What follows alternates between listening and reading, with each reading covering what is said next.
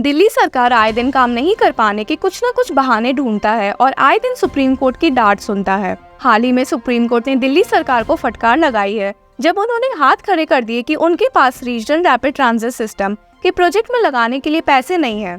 Supreme court ने दिल्ली सरकार को 2 महीने के अंदर प्रोजेक्ट के लिए 415 करोड़ रुपए देने का ऑर्डर पास किया। The Delhi Meerut regional rapid transit system is a semi-high-speed rail corridor that is currently being constructed. This corridor will connect the cities of Delhi, Ghaziabad and Meerut. It is one of the 3 rapid rail corridors planned under Phase 1 of the Rapid X project. पिछले अवसर पर ये अवगत कराए जाने पर कि दिल्ली सरकार बजटरी कंस्ट्रेंट्स के कारण RRTS प्रोजेक्ट में योगदान नहीं दे रही है, सुप्रीम कोर्ट ने उसे पिछले 3 साल में एडवर्टाइजमेंट के लिए इस्तेमाल किए गए पैसों का खुलासा करते हुए 2 हफ्तों के अंदर एक एफिडेविट फाइल करने का निर्देश दिया था।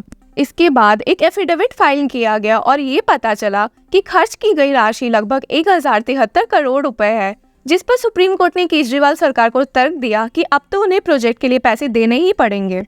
The bench comprising Justice S.K. Kaul and Justice Sudhanshu Dhulia categorically recorded in the order, "We were constrained to pass the last order only on account of the fact that the Delhi government had thrown its hand up for contributing their proportionate amounts. If INR 1100 crores can be spent for advertisement in the last 3 financial years, certainly contributions can be made to infrastructure projects." Supreme court ने टिप्पणी देते हुए कहा कि दिल्ली सरकार का 1 साल का एडवर्टाइजमेंट बजट प्रोजेक्ट के लिए दिए जा रहे बजट से कई ज्यादा अधिक है। At the outset, being informed about the budgetary allocation made towards advertisements, Justice Kaul told the senior advocate A.M. Singhvi appearing for Delhi government, "Either you pay or we will attach your advertisement budget." Singhvi ने जज को यकीन दिलाया कि project के लिए payment किया जाएगा, लेकिन बेंच से अनुरोध किया कि इसे उचित टाइम के अंदर इंस्टॉलमेंट्स में पे करने की अनुमति दी जाए। जस्टिस कौल ने माना कि पेमेंट शेड्यूल खुद ही एक पीरियड ऑफ टाइम में फैली हुई है। बेंच को सूचित किया गया कि राज्य निर्धारित कार्यक्रम के अनुसार जुड़े हुए प्रोजेक्ट के लिए बजटरी प्रोविजन करेगा। राज्य सरकार की बात को स्वीकार करते हुए बेंच ने फिक्स्ड अमाउंट के भुगतान के संबंध में ऑर्डर पास किया।